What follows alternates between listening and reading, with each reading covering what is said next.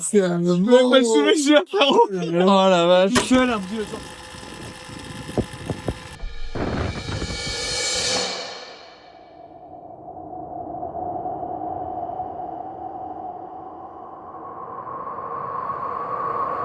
Un proverbe norvégien dit « Derrière les nuages, le ciel est toujours bleu ». Après avoir découvert les territoires vierges du Grand Nord en été, nous montons une nouvelle équipe, direction le Paradis Blanc.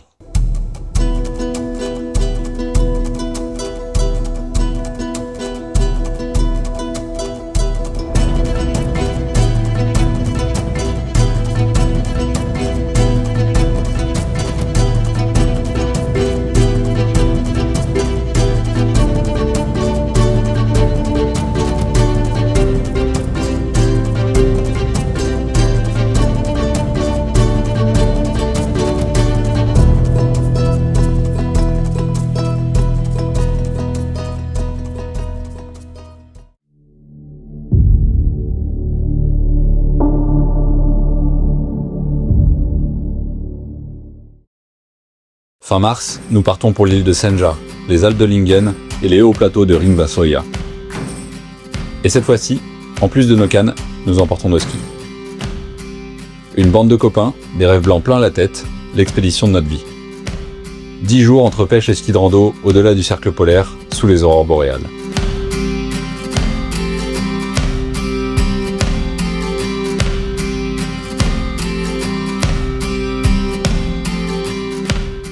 On est venu en Norvège parce que c'était un voyage qu'on rêvait de faire depuis petit, essayer d'aller faire du ski de rando dans des endroits incroyables en bord de mer et puis revenir pêcher encore des beaux poissons puisqu'on est déjà venu en été mais on avait envie de découvrir cette saison dans le Grand Nord, quoi.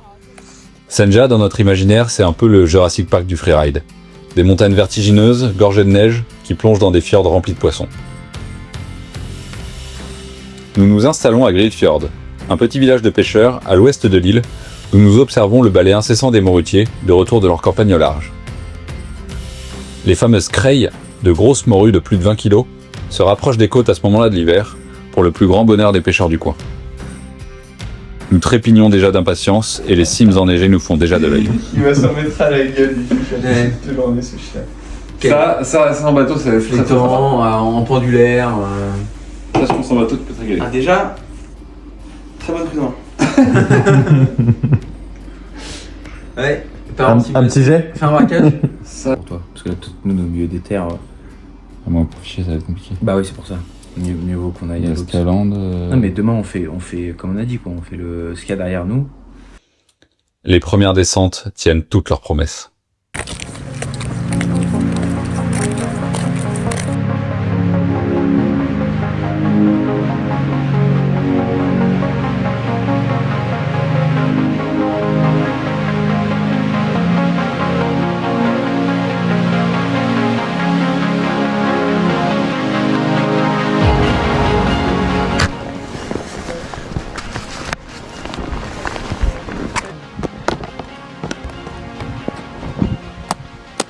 Tu joues plus pour Eagle, tu nous vois là? Ok. Presque, Juju il est en train de chausser. Dans 10 secondes on est prêt. 3, 2, 1, Pierrot, let's go! Let's go!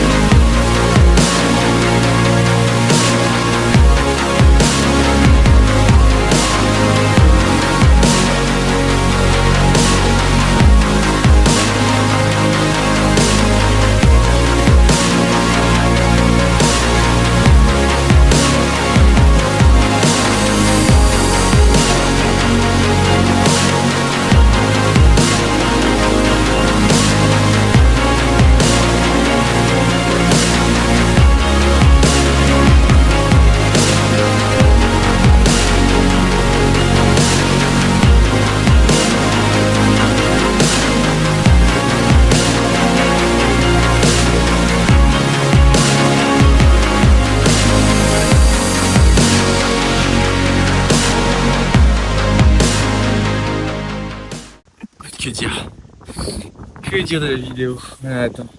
Descente de dingue, un beau temps. J'ai pas les mots encore. Sur l'échelle du kiff, ça arrive à combien ça? On est sur du 10. Hein. On est sur des 10. Hein. Vraiment ça. Qu'est-ce que tu veux de plus? De mon côté, je dois vivre malheureusement cette aventure par procuration. Un mauvais accident de ski m'a laissé une patte folle début janvier. Le ski pour moi, c'est râpé. Je suis clairement venu pour la pêche.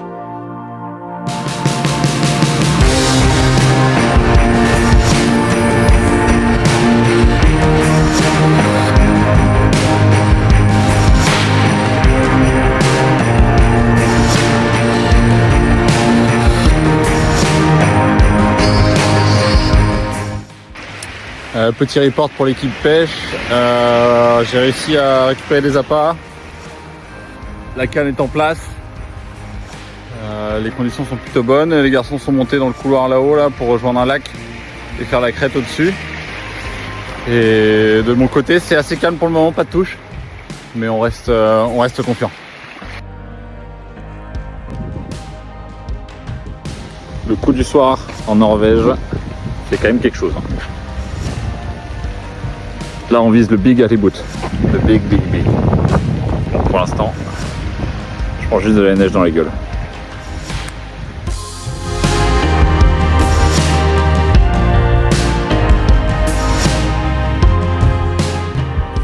Vu qu'on n'a pas pris un fiche de la journée, on fait des légumes quoi.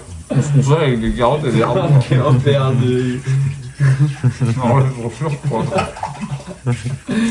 On a un spot incroyable devant la maison. Il faut vite qu'on prenne des poissons parce que si on bouffe des cordons bleus ou du tipia, des croque-bleus. Ah mais je te crois, je cherche plus la moindre carotte du séjour. C'est terminé. C'est quoi le projet là? Bah, on est passé à la supérette et apparemment tu peux louer un bateau. Et comme je pêche rien depuis 2 jours, je pense qu'on va faire ça et on va aller au large.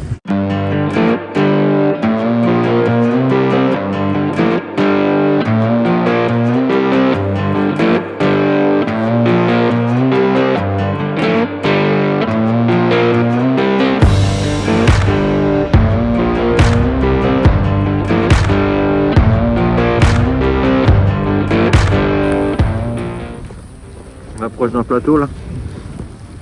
On va passer sur un plateau normalement à 40 mètres. Et on va voir si elles sont là. Hein. Des grosses morues.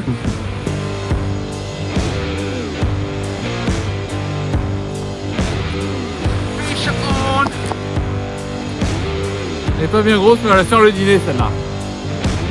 Ça c'est de la pêche. C'est un doggy. C'est un putain de doggy.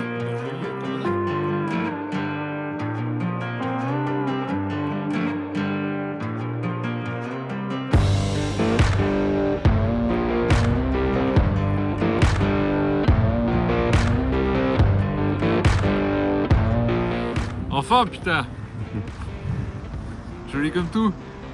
T'es heureux? Je suis très heureux. Elle était dure à avoir celle-là hein. Elle était très compliquée ouais. C'était bien battu. Attends.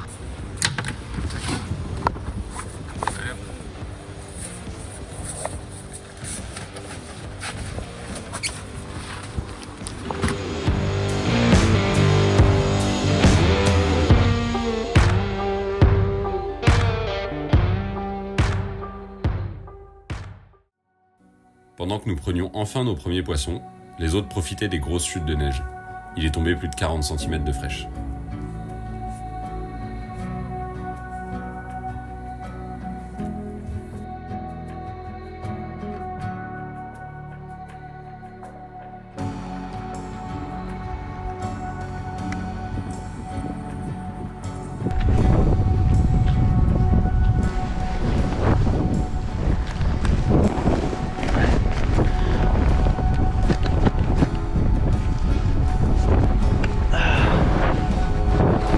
Descendre le sang.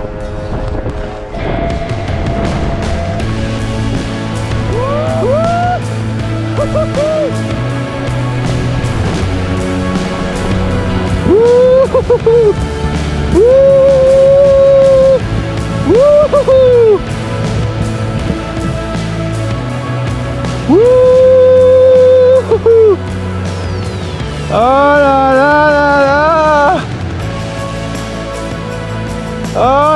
Stainless. Oh le gavage, c'est pas innommable. Mais c'est pas possible. Par contre, trop vite, je t'aurais suivi, mais là c'était monstrueux tout à Mais non, l'heure. bah suivre, t'inquiète pas. Il reste encore. Hein. Mais gros, mais là il y a tellement de neige. Mais là c'est rocher, Pierrot. Mais le gars de monter, c'était une barre rocheuse ici. Faut vraiment qu'on tirera par où. Mais t'inquiète, on va passer à cette finale. Petit renard pour écureuil volant, la neige devient problématique. Il est temps d'entrer à la maison. Qu'est-ce qui s'est passé là? Une énorme fesse-plante, plein arbre, sous les pylônes en plus là. C'est parce qu'il savait que j'étais en train La de le gavade. filmer, donc il a voulu tout envoyer. Et voilà. Quelle idée de con, putain. À Norvège. Bon, je vais le recoudre, hein, puis cet après-midi il est sur les skis, vous inquiétez pas. Non, ça va. Ouais. Et quand je fais ça, là, pour le coup, tu sens rien. Ah, je sens rien du tout. Bon, c'est pas cassé.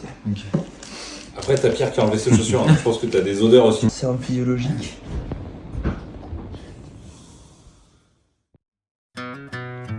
Com et Robin atterrissent à Tromsø 4 jours après nous, et nous les rejoignons directement à Olderdalen, dans les Alpes de Lyngen, notre nouveau camp de base. Les températures finissent par chuter jusqu'à -15, mais le soleil est de retour.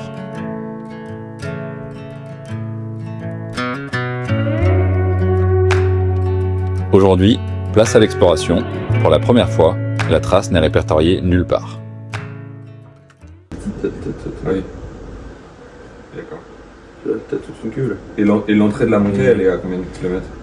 Elle est à 2 kilomètres. On avait démarré de la montée. On avait vu que c'était 2 bandes ici. Donc ça fait déjà. Bah après, c'est 2 bandes de plat, donc c'est quand même rapide. Et tu vois, comme la Rapide, hein. comme, tu vois, quand on était au sommet, on a hésité à partir un peu à droite, là, dans le trou, là. Ouais. Ça, on s'est dit, putain, c'est pas mal. Ah ouais, ça avait l'air stylé, cette queue. Ça avait l'air bonheur. Ouais, mais c'était raidos, quoi, tu vois. Ici, le départ, Pour le départ, mais est-ce que. Ouais, quand- non, on hésitait à partir là. Voilà, là, tu vois. Est-ce que quand vous regardiez en face. Ah oui, coquin ça. Ah bah là, tu pouvais pas dropper. Est-ce que quand vous regardiez la partie en face, elle avait l'air sympa? Ouais, elle avait l'air sympa. Ouais, ça va. Parce que c'est ça qu'on va faire en fait. On est tous bien équipés, on check bien les pentes avant de partir. En plus, on a de la chance, on a un mec un peu de la montagne avec nous qui arrive à nous faire demi-tour quand ça n'a pas l'air raisonnable. Donc non, on fait attention. On a pris vraiment 0 risque pendant le séjour, donc c'était vraiment cool, quoi. On arrivait à faire des randos le matin, entre 1000 et 1005 chaque jour, sans prendre de risques avec tout le monde. Franchement, c'était bon enfant, quoi. On partait à mi-journée, pique-nique, cool, quoi. C'était vraiment top de chez top, quoi. De mon côté, vous l'aurez compris, ma mission, c'est de rapporter le dîner. Bien arrivé à Lyngen hier soir, première calée du séjour à Lyngen. On va voir ce que ça a donné. À Senja, c'était catastrophique. Mais peut-être que là, je vais avoir un peu plus de chance. Normalement, j'ai lancé sur un plateau à 20 mètres de fond, à la crevette, et on croise les doigts.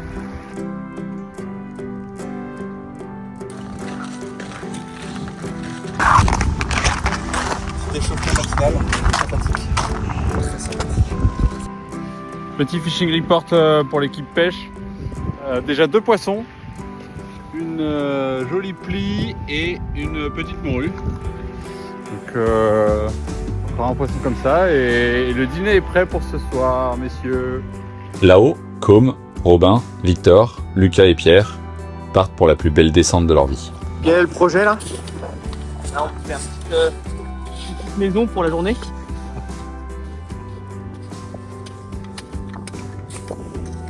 C'est bien au chaud. Là on fait un petit camp de base ici. Et après ça grimpe au moins 1 ou 2 fois.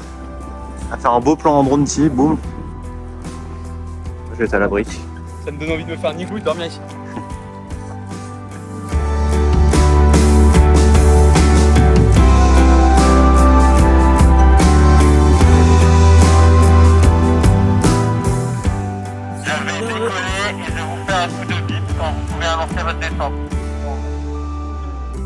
Ok, il y a Lucas qui est en train de chauffer là, mais près dans 20 secondes. Donc dis-nous quand t'es sur zone. Et après tu nous fais une petite sonnerie dès qu'on envoie. Ouais, t'es prêt? On est prêt. C'est bon. Ok, on drop. Allez, quand tu veux, Robin.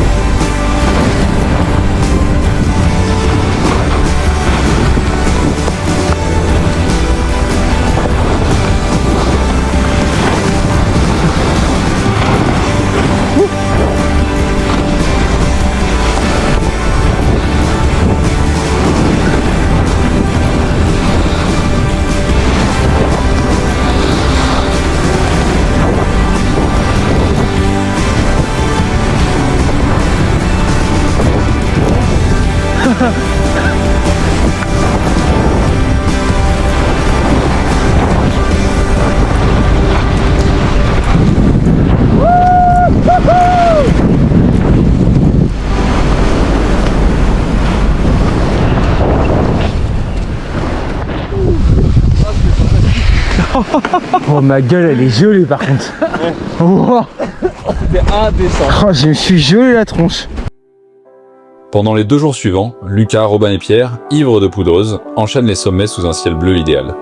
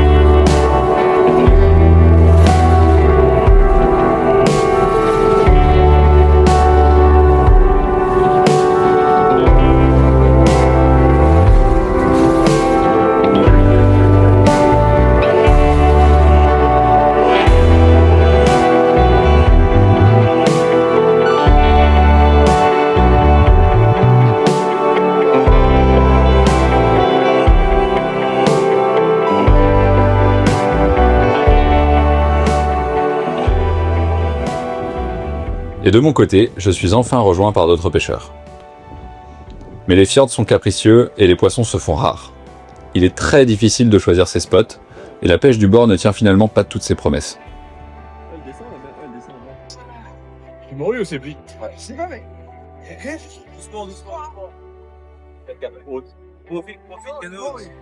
Mais l'autre mot, il y a peut-être plus d'appât. Ah voilà. J'ai pris un monstre. Oui. T'as pris une morue de bébé. Une morue d'enfant. Ça m'intéresse. Prends un filet. On les filles du séjour. C'est ça là. Alors cette pêche à la crevette. Compliqué. On n'a pas trouvé de crevettes, on a acheté des crevettes assaisonnées au paprika, au sel et au poivre. Donc si tu veux, les morues, elles n'étaient pas hyper contentes.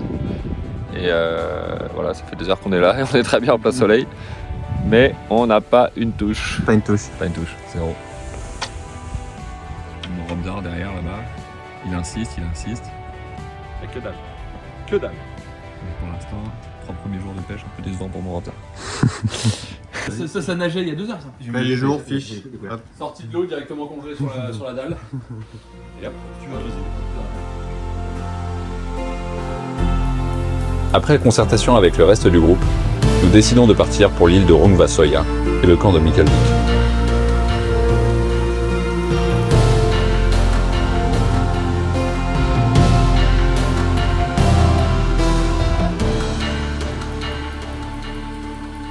Une région reculée, très peu fréquentée, où la vie sauvage est omniprésente.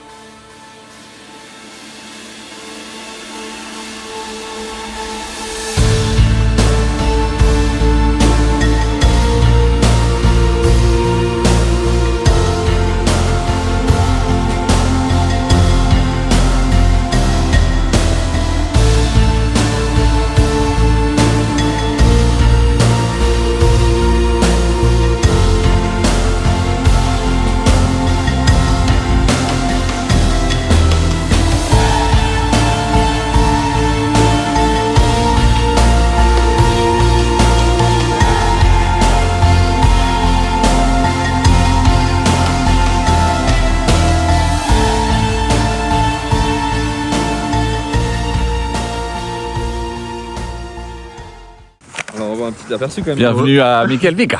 Heureux messieurs là. Tellement heureux, c'est magnifique. C'est trop beau.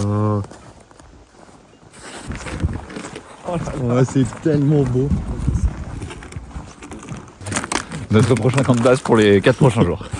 C'est comme un dingue, c'est un peu le début du séjour. Très excité là. Là je vais enfin pouvoir m'exprimer.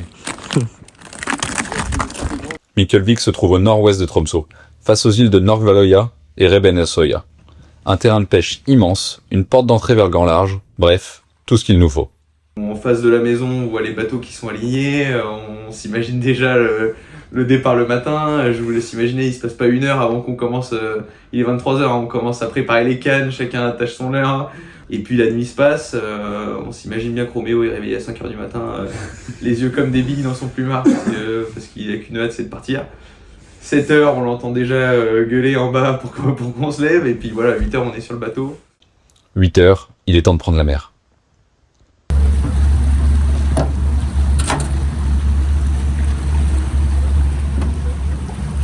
On est bon.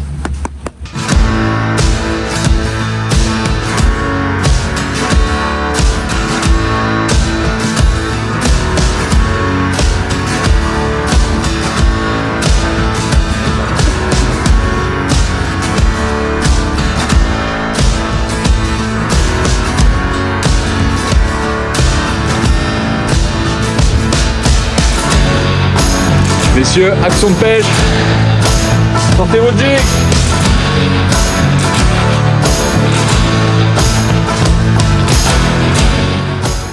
Le vent ne nous fait pas de cadeau sous ces latitudes et il devient très compliqué de tenir les dérives.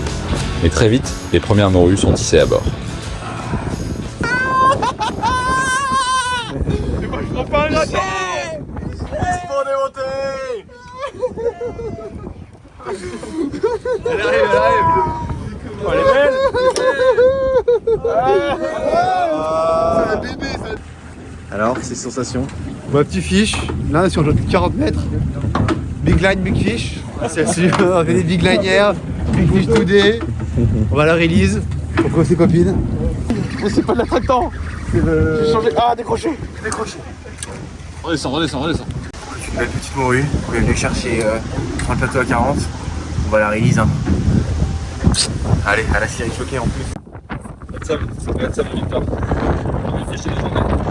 C'est bon ça. Après, la petite étoile pas craquante.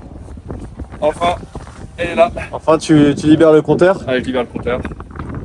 Le stress qui va avec. Un avis de tempête nous rappelle finalement au port en début d'après-midi. Et nous rentrons trempés, fourbus et congelés.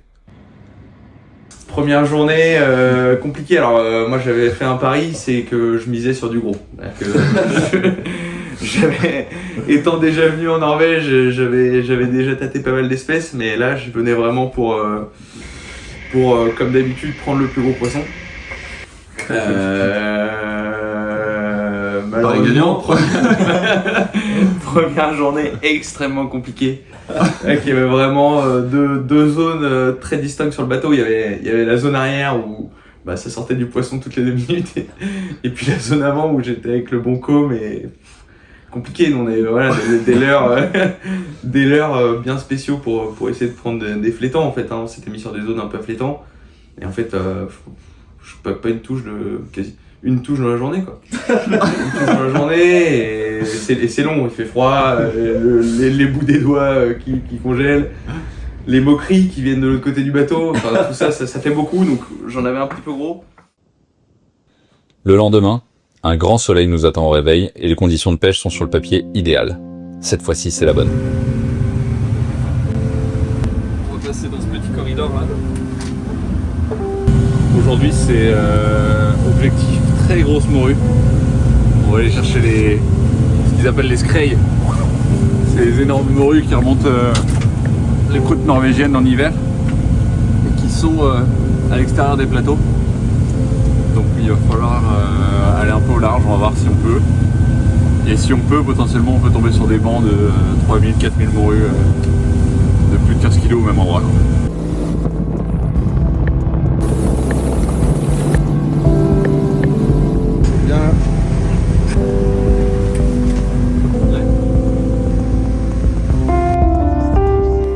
Là on est au large de Mikkelvik. On est juste devant un énorme plateau qui plonge à 100 mètres pour essayer de retrouver les skrei, les énormes morues. Et pour l'instant on les a pas encore repérés au sonar, on va voir là si dans 40 mètres on peut les trouver. Voilà un peu le plan.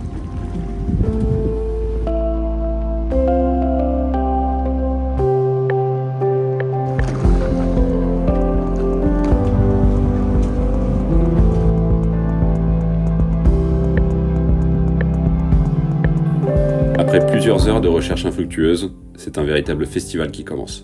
Oula. Oh, il s'est fait plier lui aussi. Oh, tiens, il se fait démonter.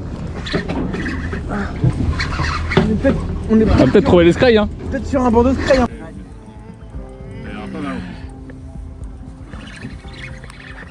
Tout à l'heure, à chaque fois, là, putain, j'en ai tellement rare, ça va pas comprendre. Putain, elle veut pas monter, hein, j'en peux. Double dig comme ça. Michonne. C'est bon ça. Voilà, on les a trouvés les morues. Regarde-moi ça. Oh là là, c'est épuisant. C'est monstrueux. Yes. C'est n'importe quoi. Oh, leur soupe, c'est bon là. Les morues s'enchaînent au jig et au lard souple, quand tout d'un coup, J'aimerais y voir. Ouais. Ah, la grosse quête, c'est pas comme ça.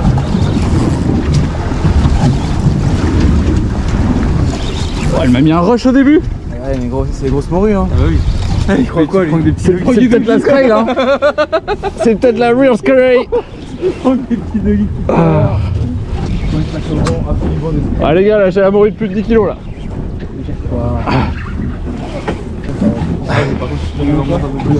J'ai remonté une max. Ah non mais là elle est énorme la mienne. Ah, je la vois, oh elle est solide. Attention. On va faire un doublé Roméo, on va faire des photos. Attention Lucas.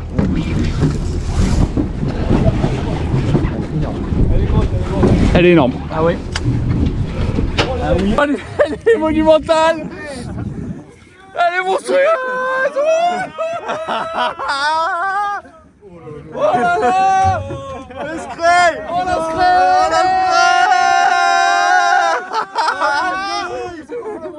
Où ça? Sortez-vous. Oh mon goy. C'est quoi cette morue? C'est quoi cette morue? Mais tu veux que je l'étouffe? Oh le monstre. Oh le monstre. Putain, sors-toi là-bas. Attends, tu vas la hisser là, hein? Ouh. That's a tank. Bon, ce giga tank. Tiens-moi un cap. Allez, tchatch. Tu le mérites ce poisson de rame. T'as persévéré comme un turc. C'est un poisson de dingue. Oh mon salopard. Yes. Oh là là. Oh la oh là là. Oh my god, man. Elle fait 25 kilos. Le peson les gars, le peson il est où? Bah tu vois, les mecs de DPG étaient pas beaucoup plus gros.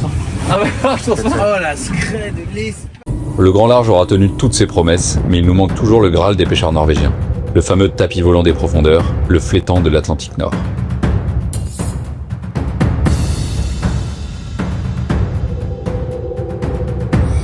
sur le retour, nous tentons un dernier spot, une dernière dérive. Quand soudain, Oh yes. Il doit être énorme. Ouais. Énorme. Si. Quand tu l'as vu quand? Ah là, je l'ai pas vu, mais c'est juste que... Ah oui, t'as un fiche quoi. Ah ouais, mais j'ai un fiche. Ah oui, c'est un limite énorme. C'est un limite énorme, Non. Remontez au lit, remontez au lit. Ah mon rêve. Qui est comment? Il est monumental. Il bougeait pas, je pensais le remonter. Le mec de DPP m'a dit, il y a mon pote, il a remonté un truc, il savait pas ce que c'était. Il s'appelait aucun combat et arrivé au bateau, il est parti d'un seul coup. Voilà les gars, j'en ai pour 1 heure de combat. Il a le meilleur calme. Ah, c'est bon mon rhum. Là, mon rhum. Oh yes. Il mérite. Tu mérites ce poisson, mon rhum. Il mérite. Un bloc, encore deuxième bloc de la journée. Ouais. C'est pas vrai. Elle a allumé la cam ou pas? Oh, je suis à tremblote. Allez, respire. T'as tout le temps. Ah oui, c'est sûr, il m'a mis un départ monstrueux. Ouais, c'est un fils, Ah ouais, je l'ai vu bouger pas. Un bloc, un monstre à soulever. Et tu l'as vu ou pas? Non, on a rien vu. Il a remonté un peu de verre. On veut prendre il était gigantesque. Tu le perds pas, tu le remets celui-là. Il m'a mis un départ en. Ouais. Il est là. Oh, il boot. Oh là là. Ah, c'est ça. Ouais, c'est il est au radar. Ah, ça fait une carpette, Roméo. Oui, il est gros. Oui, il est énorme. Il est énorme. Attention, il va repartir. Je vais reculer, messieurs. Il est monstre. C'est un monstre. Oh là là. Attention, Ramzi, attention. Qu'est-ce qu'on fait là? Faut que... La gaffe. Au bas de ligne, comme. Tu l'as? Il est ok. Il est ok, il est ok. Il est ok. Il va bouger. Ne serait pas une chapelle, putain. Une chassette de dingue. Attire, une chassette de dingue. Il me démonte la main. Oh, putain. Amenez-le, chambre. Attends. T'inquiète pas. Vous allez rentrer, les faites gaffe aux hameçons et tout. Faites gaffe aux hameçons. Et là.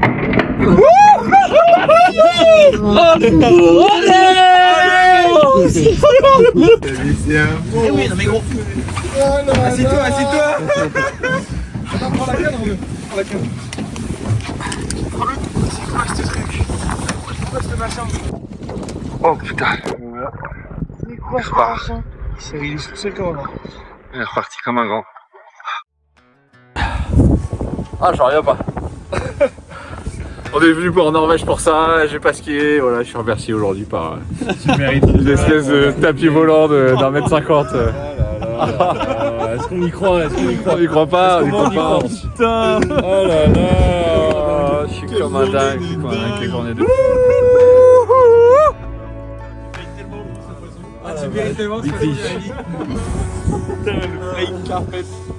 Le retour au port est l'occasion de faire le bilan. Les sourires en disent long. À chaque fois, c'est ce mot-clé. Le mot-clé, bien sûr. Toujours, C'est aussi pour cela que nous partons. Pour partager ces moments entre copains et passionnés. Pour profiter de ces régions d'Europe reculées mais finalement si accessibles.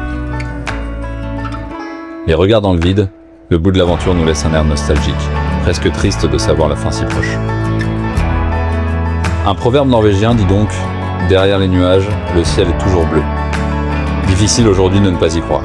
Sur les terres polaires, au-delà du cercle arctique, nous avons trouvé notre paradis blanc.